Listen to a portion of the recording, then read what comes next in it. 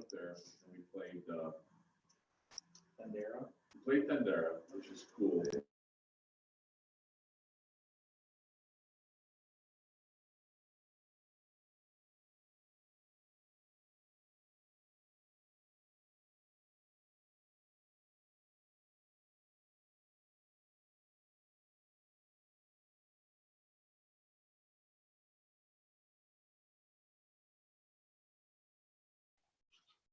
Okay, Jen, can you see and hear me okay?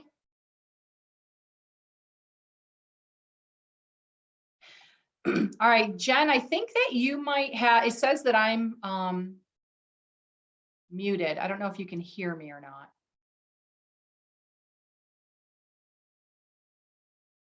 You're muted, so I can't hear you. I can see you talking.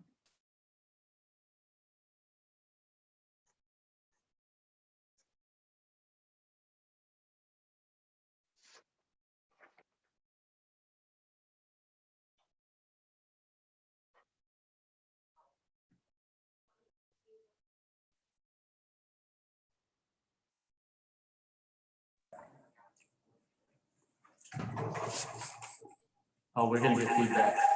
We're on the same. Yeah, I think so. I don't know if you guys can hear me or not, but we'll work through that on here. Thanks so much, Mike. We'll see you. Okay, bye. Are you muted now, John? Okay, I'm gonna take this into another room. It's on the same account. It's getting feedback.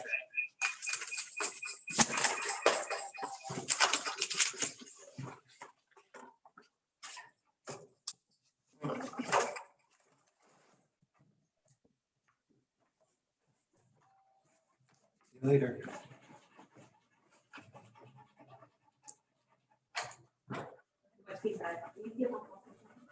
So Lynn, can you hear us now?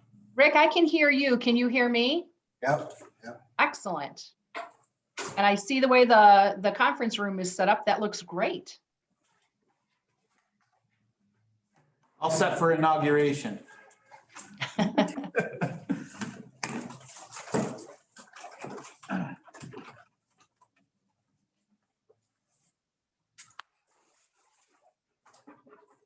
Good morning, Jordan. Nice to meet you on here.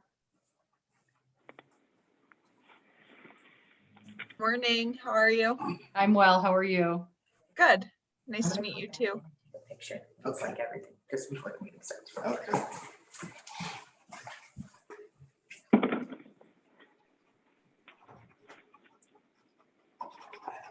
Oh, she's trying to share this screen with this. So that's.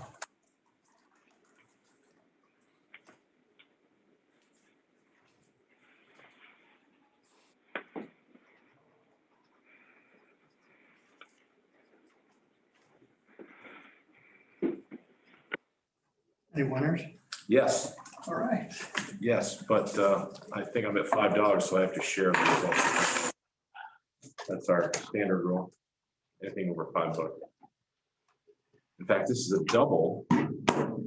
That's 4. That's a 1, so there's 5. There's 6. I think. Only won $3. Good morning. Debbie, she started sharing the machine, sharing it. I would unmute and she would mute and it was the same control.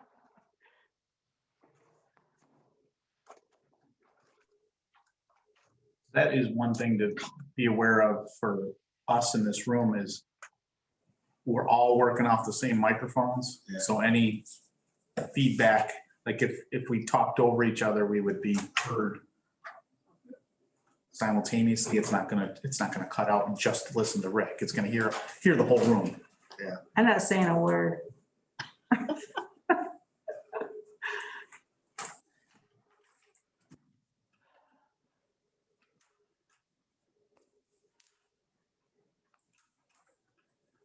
Who's that with the American flag? It was Dr. Nye. Trump already? Like someone all of this technology. Awesome. I'm streaming the inauguration so we don't miss anything.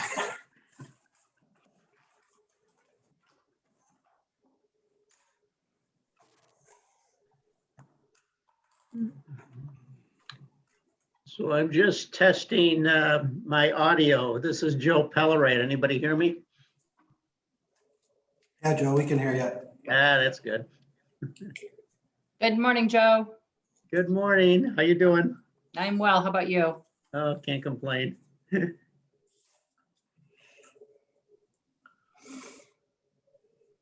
That's probably what we want as active speaker. Otherwise, we're only going to see 3 or 4 people and it might not be the one talking.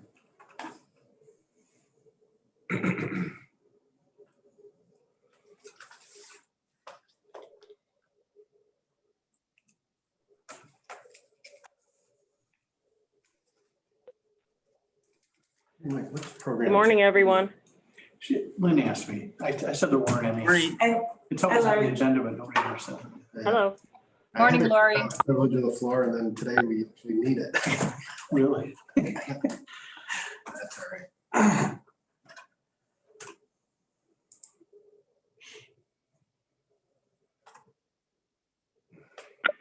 Oh, God.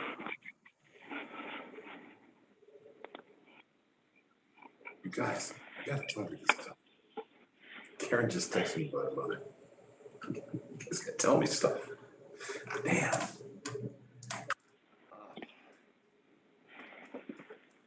Oh, Jesus.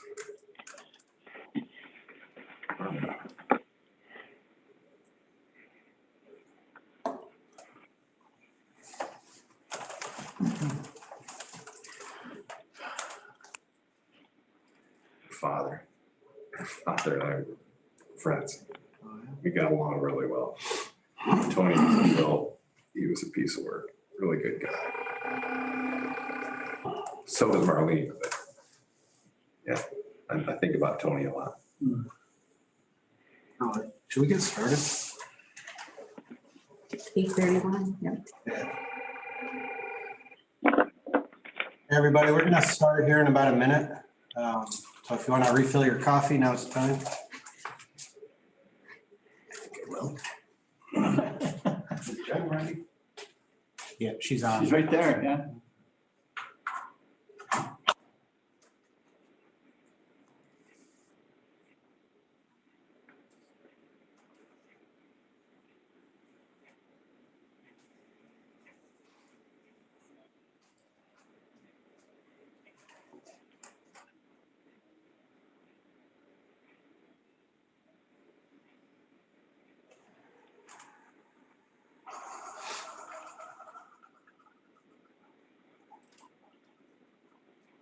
Bob, can you see how many people are on now?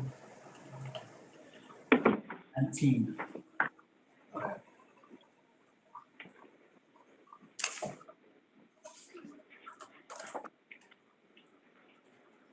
Can you click on the chat to see what's there? I can. Just in case it's something. Nothing.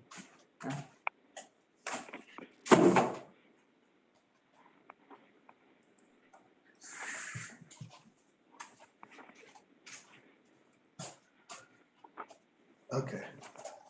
You ready?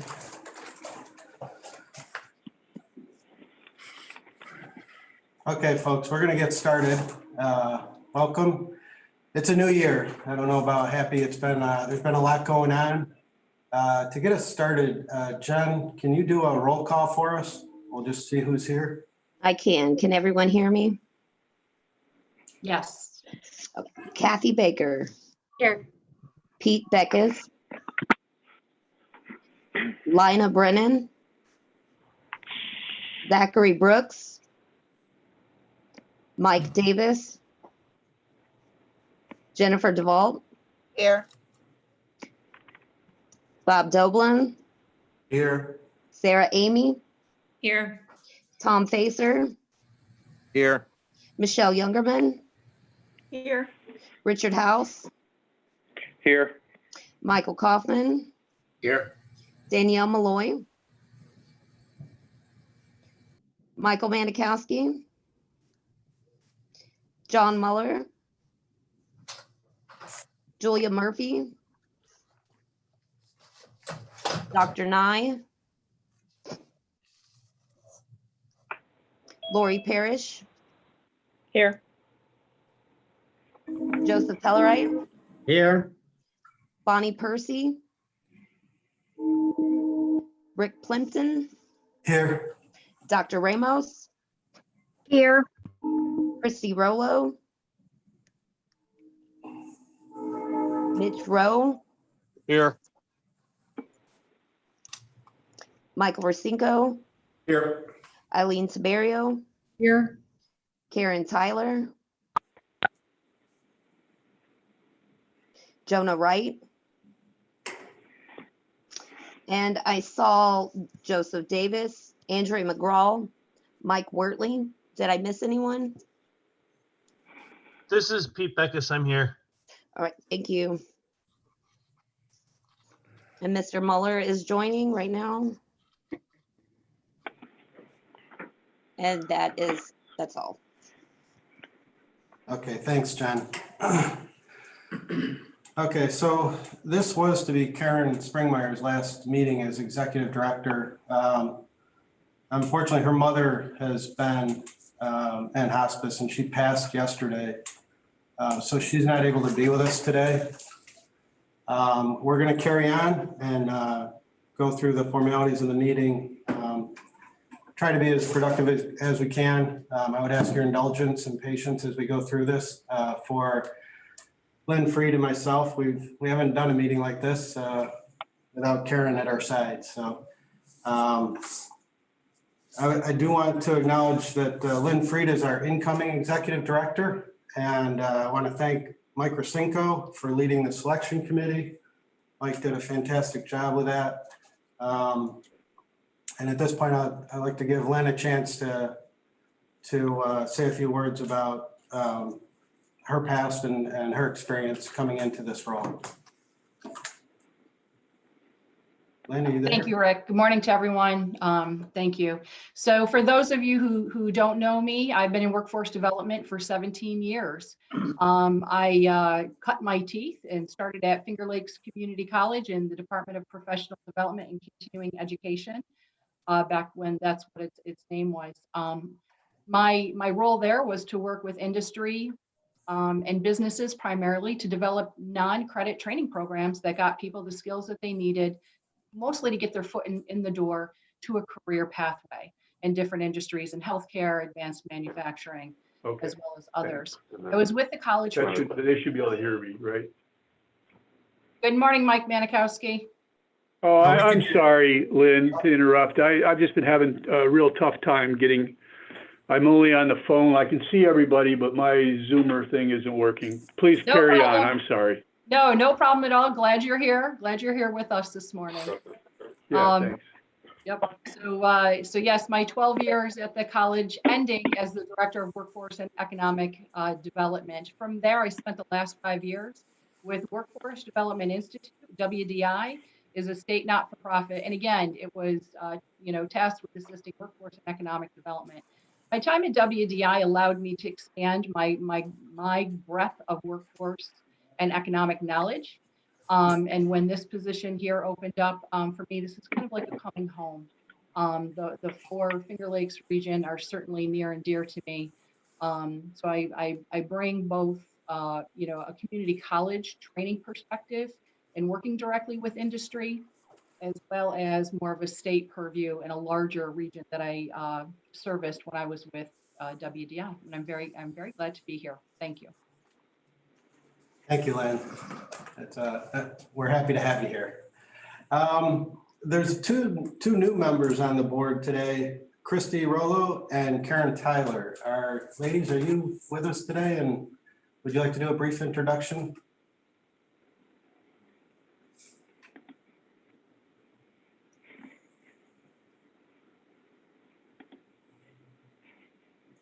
Okay, I'm not sure if they're actually on right now. Jen, do you know?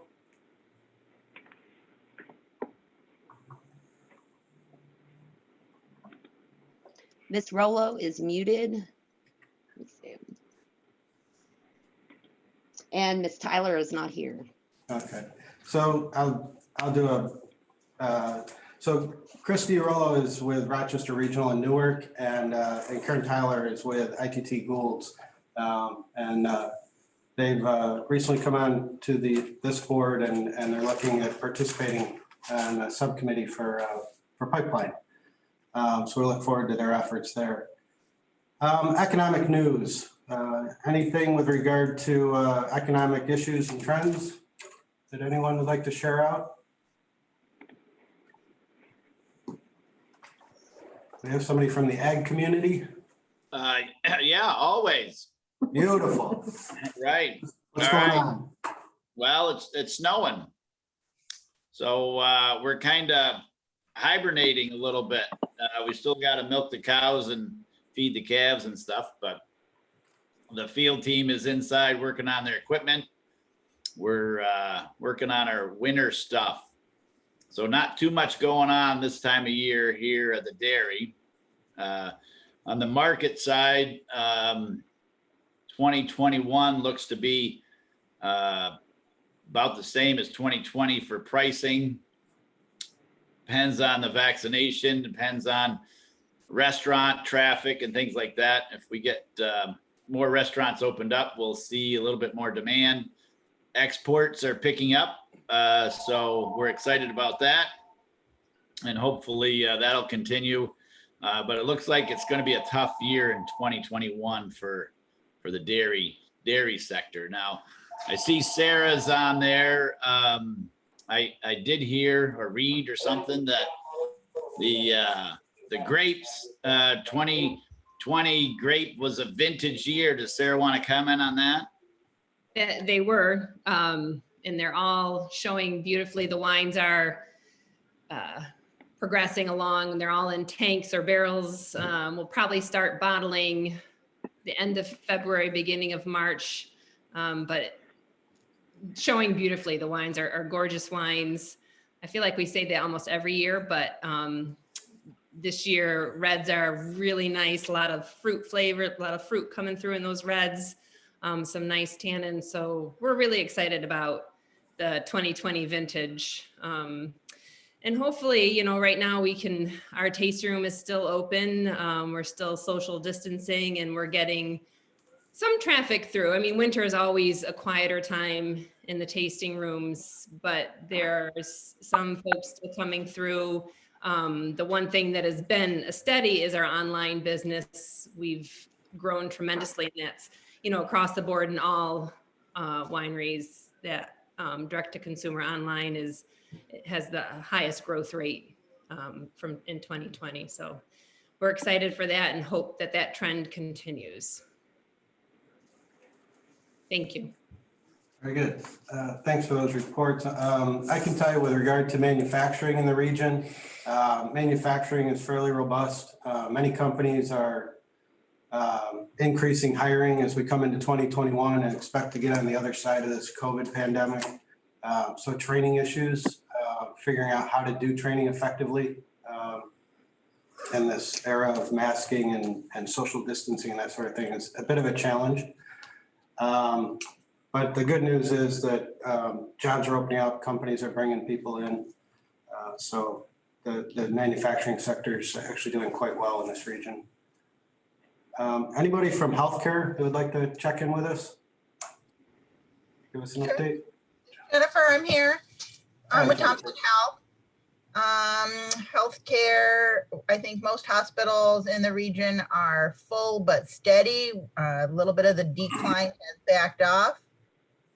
We're kind of learning how to operate in this situation at this point. We at Thompson have not stopped surgeries, so we're still proceeding with our surgery center. I know the Sawgrass facility up at the university has closed in order to redeploy staff to other positions.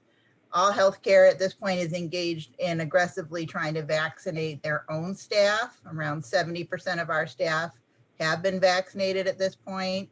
We're also running as many community clinics for the essential workers as we can. It's just dependent on vaccine source at this point, and Thompson's running them every chance we get, and we have a nice operation and we've done quite a bit of our community. And a lot of the healthcare systems are just really stretched, obviously trying to take care of their patients in addition to the vaccination project that we all now have. Thank you, Jennifer. Anybody from the education world that wants to check in with us? Let us know how it's going in schools. It's Rob Nye. We're just getting ready to get started. We don't start till February 1st at this point in time.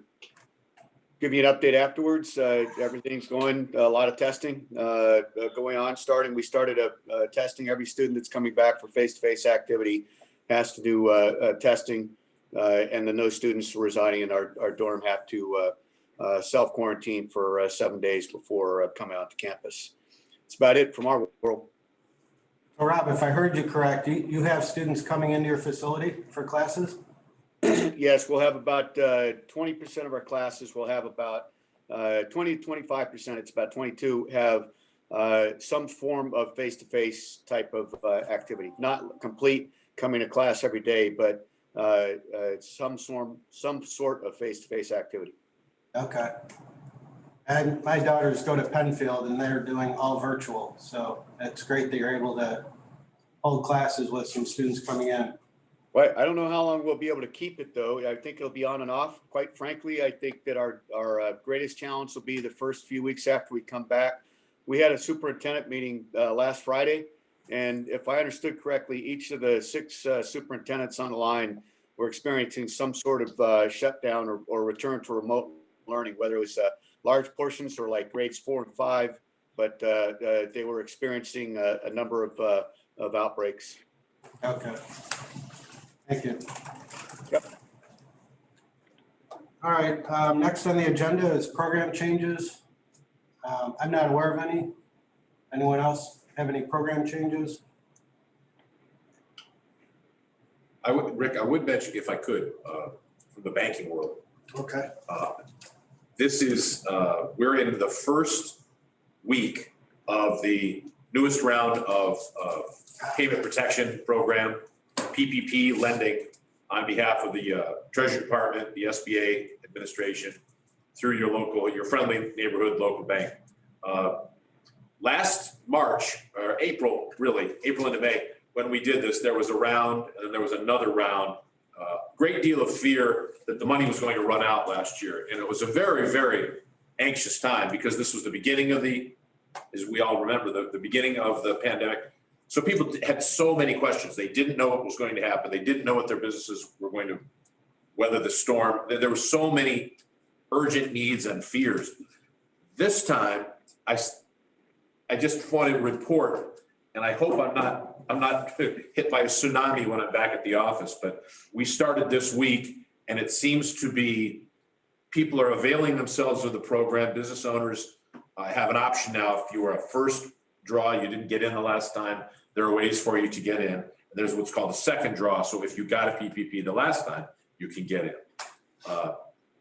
It's a little bit more needs-based. There's a big change now. You have to demonstrate as a second draw that you've actually experienced a 25% decrease in net income quarter over quarter, 19 over 20. So you have to pick a quarter and show that. So that's I think, taking some people some time to think through. So maybe we'll still get some more participants over time. They have through the end of March to apply. LNB is doing it mostly online. People are calling with questions, sure, but they're submitting their apps online. So far, so good. That's my report.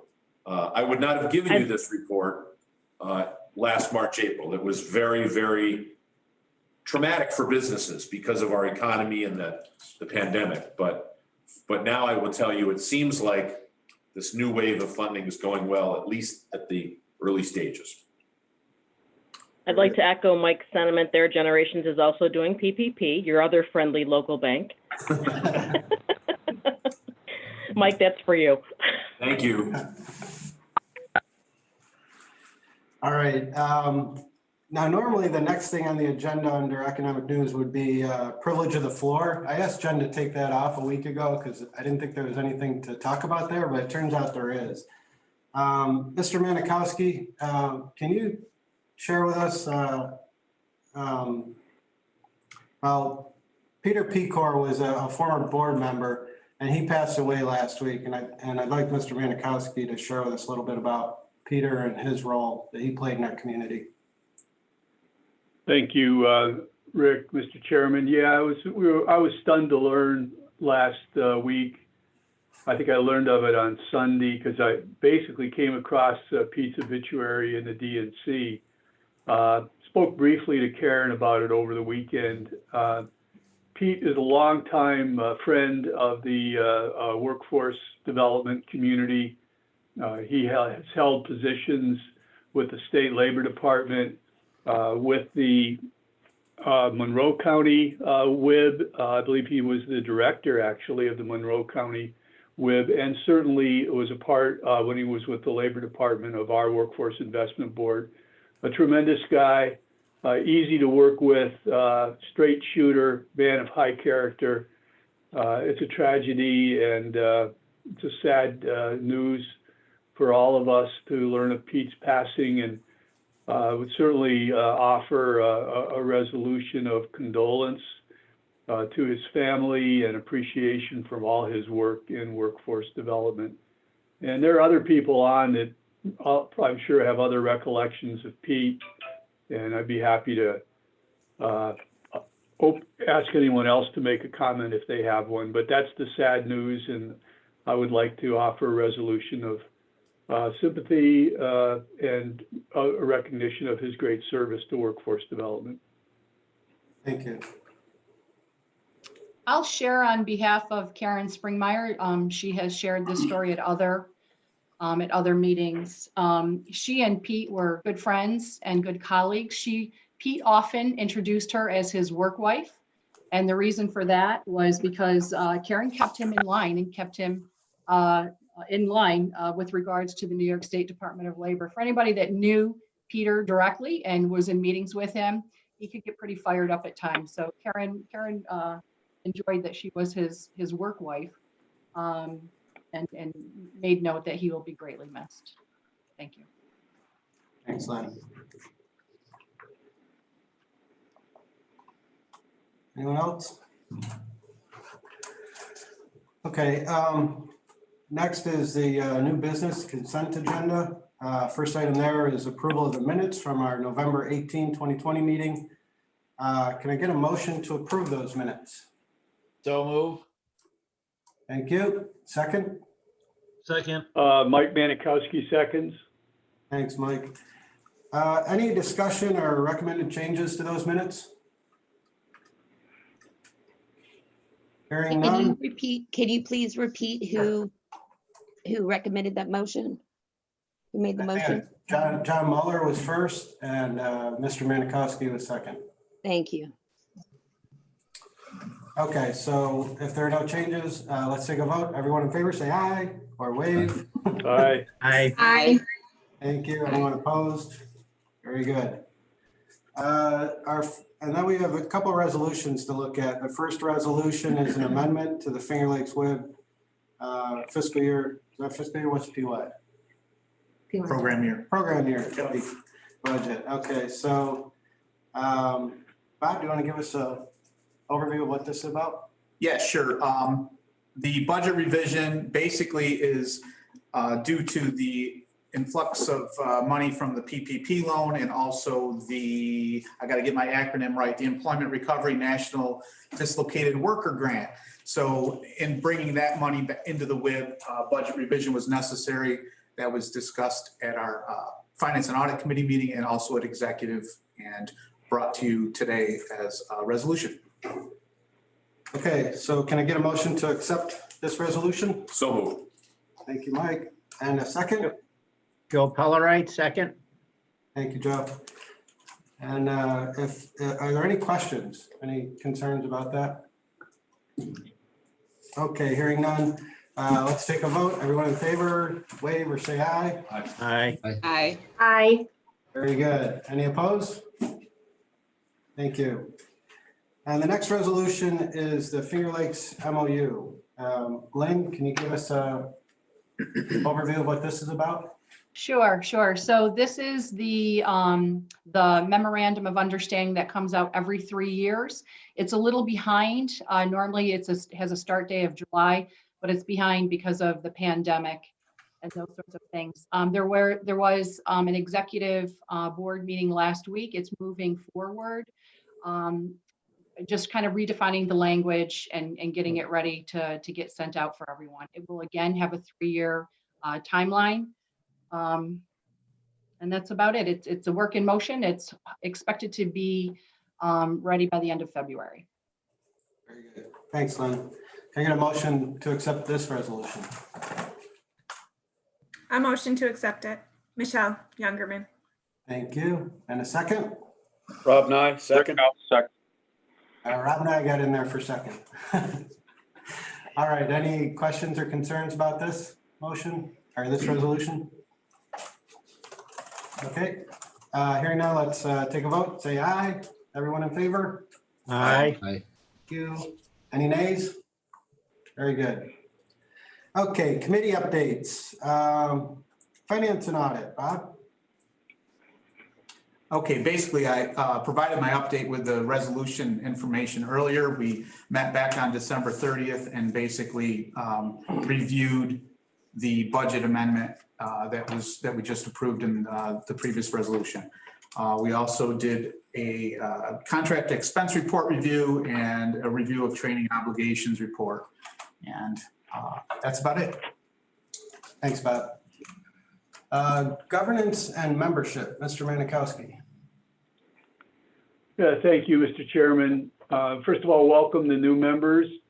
I kind of rely on Karen here. We haven't had a meeting of governance and membership in a while. Lynn, did she leave you any notes in terms of vacancies? I think we're in pretty good shape actually on the board and representing the sectors that are necessary. Karen sure did leave some notes for me, Mike, so I'm happy to share those with the committee now. Seneca Please. County, Seneca County, there are still a couple of openings. Blair Morgan has left Del Lago, and we are working with her. She had left a recommendation, so we're working on that. Also in Seneca County, we've reached out to Lena Brennan, who's helping us with the healthcare representative replacement. And then beyond that, myself from WDI prior and Maria Fisher have both left the committee. So both of those positions, and we're working with different folks to take a look at filling those positions as well. Want to recognize Deb Colton has retired, so she's another one that's come off the committee member, and her position as well will need to be replaced. So thank you, Lynn. So Mr. Chairman, yeah, we have vacancies. I guess I'm not up to date on that, but we'll certainly be working with Lynn, to get good candidates for those vacancies in those sectors, working with the county economic developers and workforce development people to find good candidates, big shoes to fill. Thank you, Mr. Chairman. Thank you. Okay, marketing and communications. Lynn, do you have an update for us here? I do. And these are notes from prior meetings with Deb here and of course from Karen. So Karen wanted to say that she's happy to share that the committee, they're happy with the outreach, both social and the on-the-job training brochures, and just want to continue with updating testimonials and getting additional stories to tell, success stories and what's working. So it's recommended to continue on with that, both from individuals as well as with businesses. Purpose statements have been reviewed and those have been approved for revisions. And then also Rick Plimpton and Karen, you guys were working with the National Women's Hall of Fame, who's going through a transitional period and also looking for a new executive director. Once they go through that process, they'll continue the conversations there. Thank you. Thanks, Lynn. Moving on, performance and evaluation. Lynn, this is you again. Okay. From this committee, we were taking a look at different online platforms that have come out recently for job seekers to take a look at to boost training and skills during the pandemic. One of them is Coursera that the New York State governor released earlier this year, as well as WDI had Future Skills Exchange, which partnered with Credential Engine.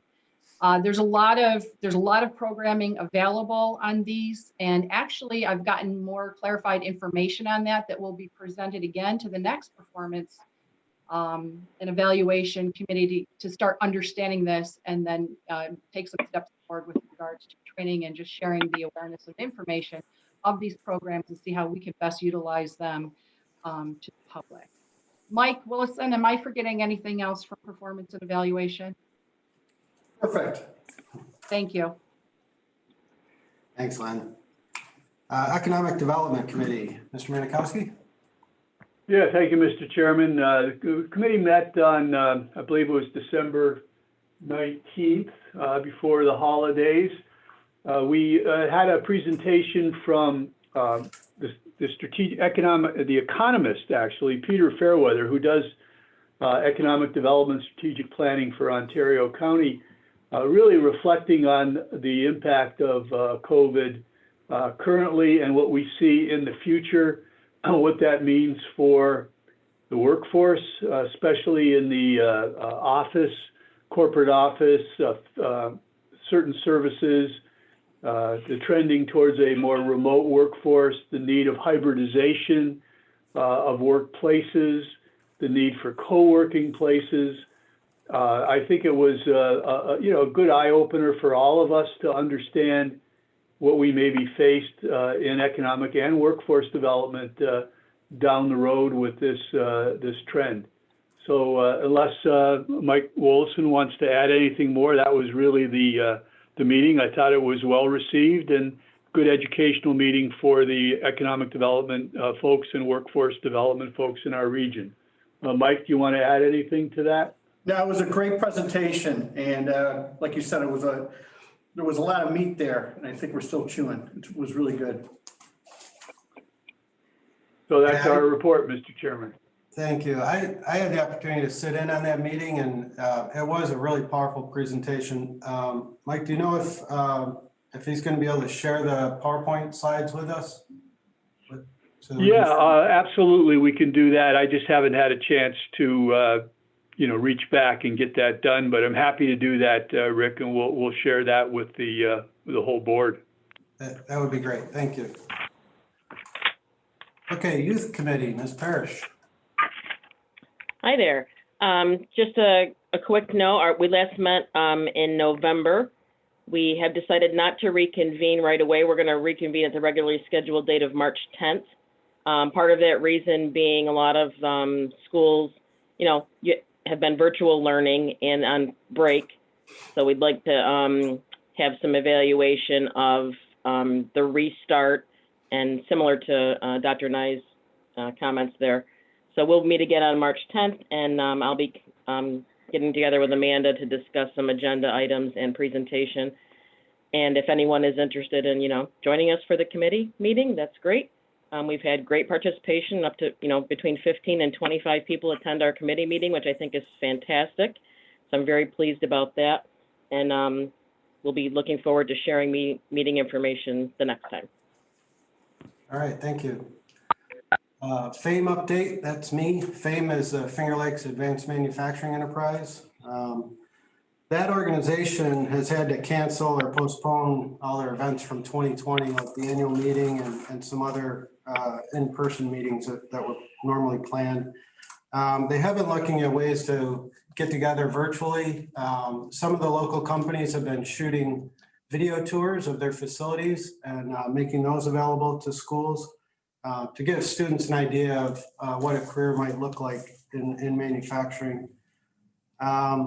At our local Flint BOCES, Optimax and LISC have teamed up to create a student project building a microscope. It's a fun little project that leverages the skills and expertise at both Optimax Optimax and LISC. With regard to pipeline and hiring, which is one of our subcommittees, Jenny Brockmeyer and Danielle Phillips are heading that up. And they're looking at doing some new things there and getting that group revved up for 2021. They call it the FAME Reset. And with regard to our FAME student scholarship at FLCC, we have an endowed fund at CNB that has now reached a level, it's a little over $60,000, so it's very well endowed for a gift scholarship each year of $1,000 to a student at FLCC. And the faculty at FLCC is encouraging students to apply. Applications will be coming in over the next couple of months, and then in April, we'll be selecting a student for the 2021 scholarship. And that is the FAME report. Director's report, Lynn? We've covered some of this, but Karen did have some notes, and I'm going to, that she shared last night. So I'm going to go ahead and share those now. She did want to acknowledge a longtime board member, Deb Colton, who stepped down at the end of December. Debbie had served on the board for 19 and a half years. She served on the youth committee. She was the chair of the marketing committee. She was an executive committee and board chair for 2 years. She also served as the HR liaison for the ED performance review along with the chair. Debbie was recently featured in the Finger Lakes features, and she's wished only the best. If you haven't seen it, check it out. It's a great article on here about Deb. Deb and Karen were really great friends, and I know they both really appreciated the work and personal relationship that they had. So we are in need of a chair of marketing. So if anyone's interested, I'll put out a second plug for that. The last thing that Karen had to share here was that she just really wanted to thank everyone for their continued support and dedication to the workforce mission. She's had a wonderful workforce career, and she wanted everyone to know that on the second day of her job, when she started in Ontario County, her supervisor came to her and said that she was not the first choice, she was the second choice. However, the first choice didn't come back for day 2. And that's when they contacted her. And she says she's so happy that she did, because it's been a 41-year rewarding career. She's hoping that once we all move through past the COVID pandemic, that she gets to see many of us again, even if that's at Wegmans. And she's wishing everyone all a very happy and healthy new year. That's great. Thanks. Thanks, Helen.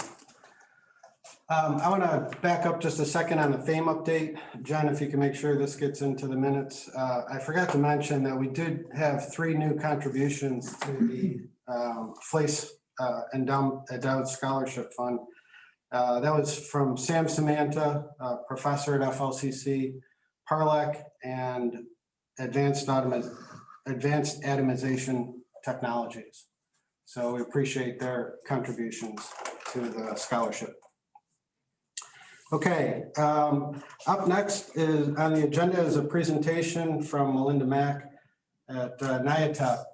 Now, unfortunately, Melinda is not able to be with us today. So instead, what I'd like to do for the next half hour or so is share out some stories to honor Karen. We really had hoped that Karen would be with us today and we'd be able to do this for her. Maybe it'll be a little easier this way, because I know I was feeling emotional about it, just thinking about it the last few days. So I'll go first, and what we'll do is we'll just share out some stories here for Karen to honor her. The first time I remember meeting Karen was a little over 10 years ago, and my business partner, Mike Mandina, was slated to give a presentation to 50 or 60 superintendents from the region down here in Geneva. And the afternoon before his presentation, he came to me and said, "Rick, I'm too sick. I can't do this. You're gonna have to go give this presentation for me." So he gave me his slides and like 3 hours notice. And I was, this was earlier in my career. I didn't have a lot of experience presenting like this, especially on workforce development issues. But I came down to Geneva and met Karen, and she was really great. She just very encouraging and gave me the mic and said, "You can do this." And so I went and did the presentation, and I got to say that through the years, she has just been so encouraging and a great mentor in many different ways. And she's encouraged me to do things that I didn't know I could do. And I just really appreciate all her support through the years. So I'm going to miss her a lot. She's really wonderful. Anyone else? Anyone else? Want me to jump? Bob? Sure. Yeah. Sure, please. I'll jump in just briefly. Believe it or not, Karen's probably known me since I was born. She was in class with one of my older siblings, so she's known me for, I won't say my age, 52 years. But also, she was actually in on the interview 25 years ago that brought me to work at the Housing Authority. She was part of a team that was doing interviews for, at the time, a family self-sufficiency program. So she had some input in my career here at the Housing Authority, and thank her for that, and appreciate the time that I've spent on the WIB with her and actually sharing the same office building for the last, 20 years? 18 years. So thank you very much, Karen, and we will miss you.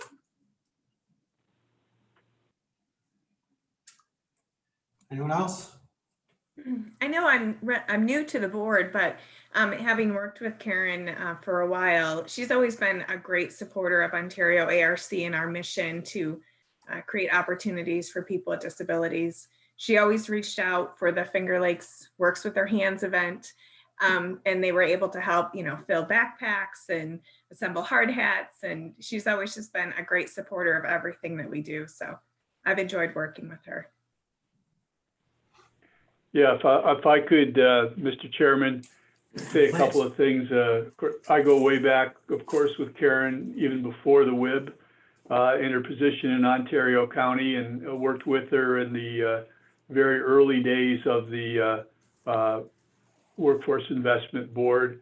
I have a couple of things that I'd like to say. Number one, I was the chairman of the State Economic Development Council, and around the state, Karen was recognized as the premier WIB director, and really one of the premier workforce development people and economic development people in the state.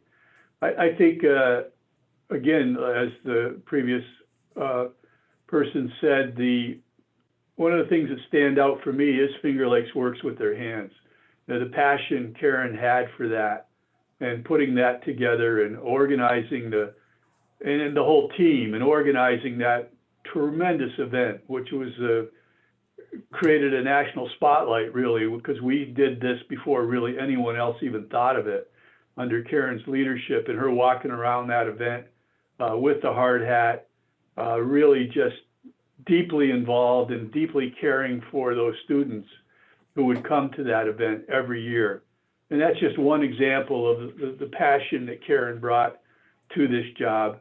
And just one last thing, when I first got involved with her in this, and I started to scratch my head about all the details involved in the administration of these programs, and Karen coined the term administrivia, and that's now used around the state too when they discuss how detailed and the administration of this is. But she always was a master of the administrivia and understood it better than anybody else, and kept us out of trouble. So Mr. Chairman, those are just some brief reflections on Karen's great work for workforce and economic development in our region. Thank you. That's great. Thanks, Mike. Can I say something? It's Vicky Ramos. Please.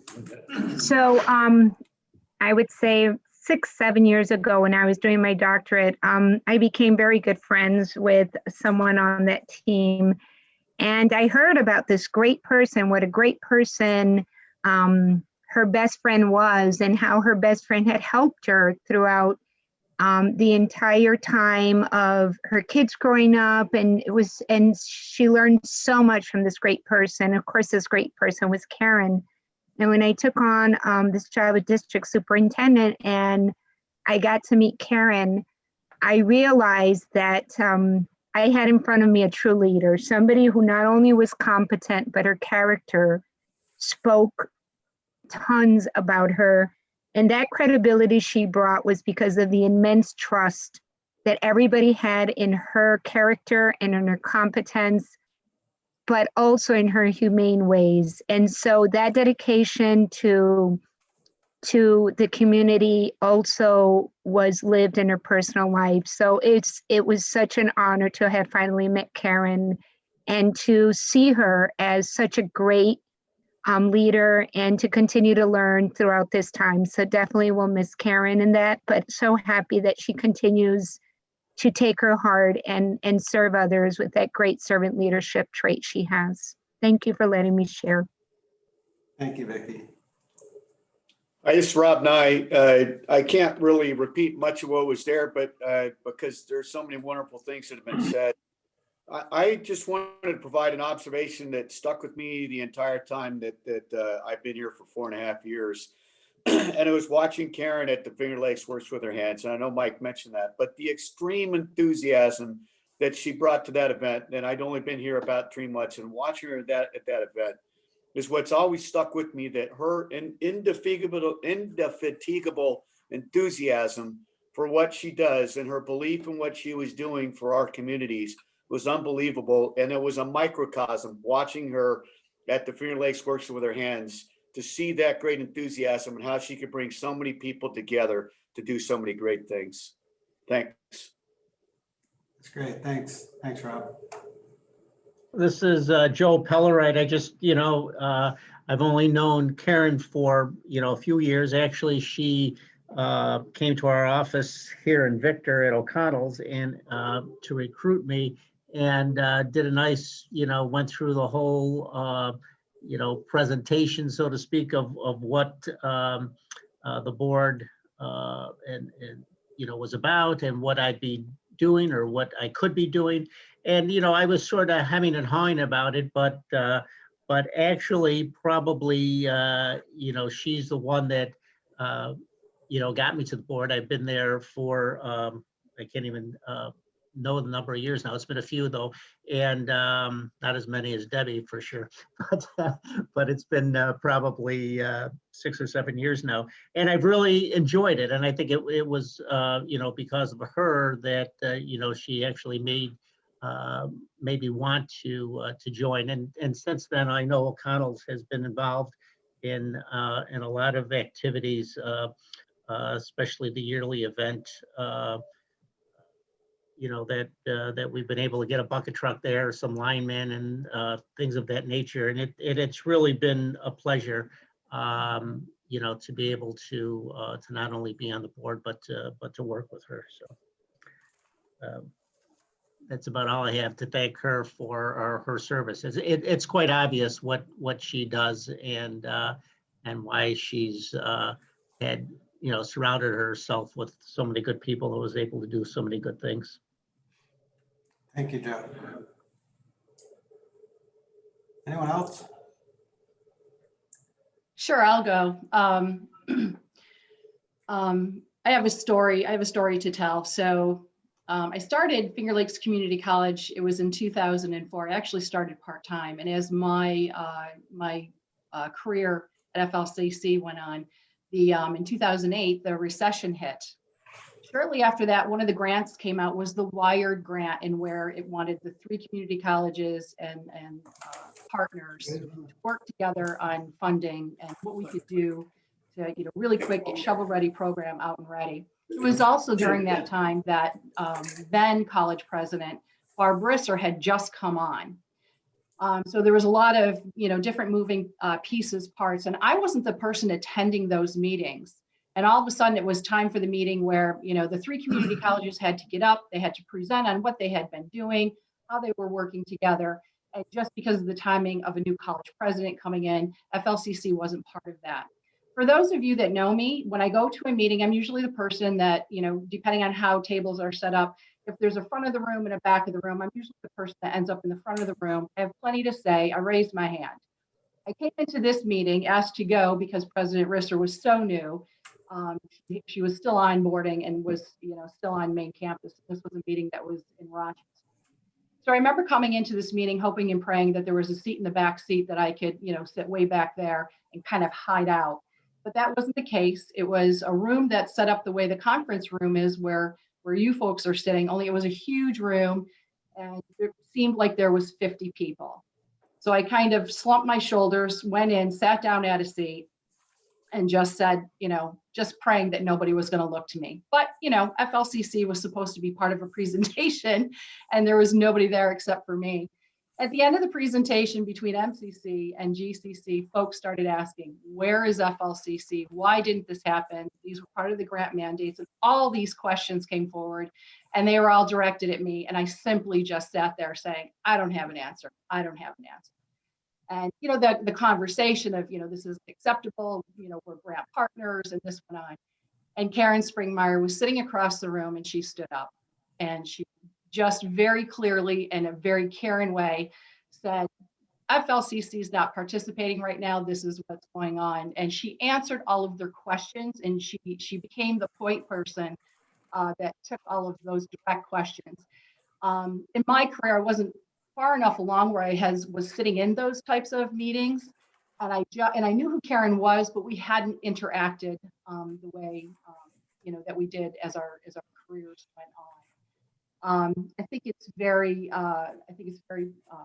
for me personally, and then having the years of Karen interaction, which sound like all of yours, that I get to spend this time here and now with her these last few weeks transitioning out is very powerful for me and very profound. And I get to hear, Karen's direct theories and stories and, as we go through this transition period. So I am very fortunate that much of my career has been directly interacted with Karen and, to now be at this point in place as, as I transition into her position. But these great boots to fill. So I'm very grateful that I've had Karen as a mentor and a leader. And, she's one of those people that, if she's in the room, the right thing's going to happen. You're going to be led well. And she's going to speak up, for fairness and, things happening the way that they should. Thanks. Thank you, Lynn. I'll add my 2 cents here. I've got a couple of stories, but we only have a half hour. Is that right? So I guess I'll just, I've worked with Karen for a long time. And I think one of the things I've taken away is her trust in you guys, the board. That's been the motivating factor for her for years. And you guys are so important to the mission of this agency. And if there was ever anything that I can take away from it is her belief in what you guys say and the direction you guys have provided over the course of her career. So thank you guys for doing that. And those are my sentiments, I guess. Very good. Thanks, Mike.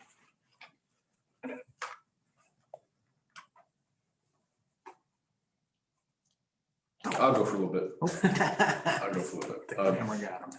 Yeah, there we go. Oh, thank you. This is why I was in radio. Take a look at this. This is why I'm in radio. A lot of my favorite recollections of Karen are more on the personal side.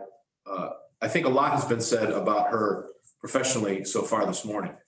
I got to know Karen because I moved to this small town, Geneva, 23 years ago, and started meeting everybody that my wife grew up with and knew.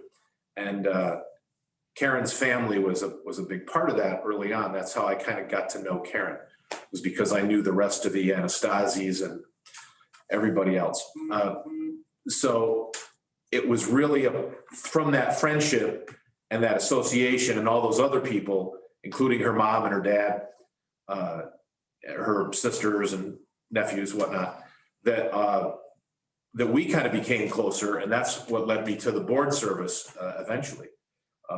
But in my time as a friend of Karen's, not just a professional connection with Karen, my time with her has always been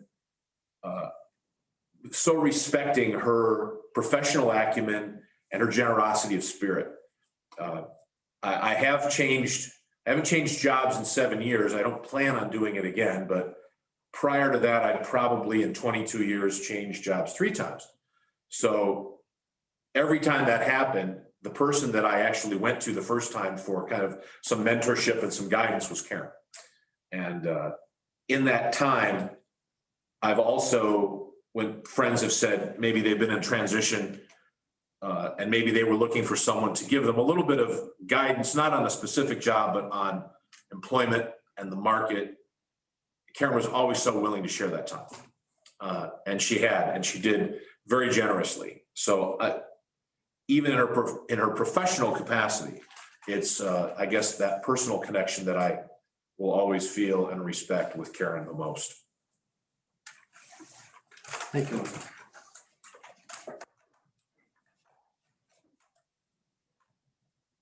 Anyone else want to share?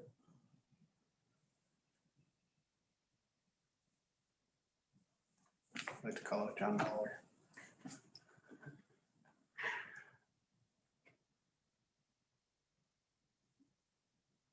All right, thank you. Thanks to everyone that did share out today. We will miss Karen, but she'll still be here in our community and nearby. So moving on to the next item on the agenda, other business. Anything to report here? Announcements, meeting? Oh.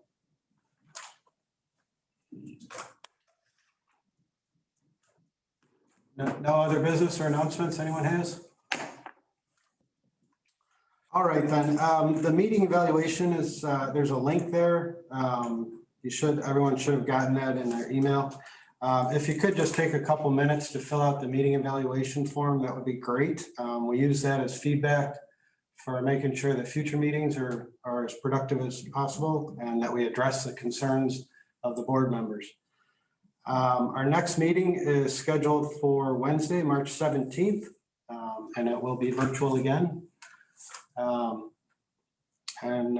With that, if I can get a motion to adjourn. So moved. I got one from Mike and a second. I'll second. Okay, I think Joe jumped in there. So thank you, and we are adjourned. Thank you, everyone. Thank you, Rick. Have a great day, everybody. You too. Thank you. Take care. It's a nice setup. That's as nice a setup as I've seen. Because most of these I do on this. Yeah. Like all of them, but that one actually is on this, and this is not good. No. This is whatever the opposite of good is. Okay. I have not done a Zoom on anything but this.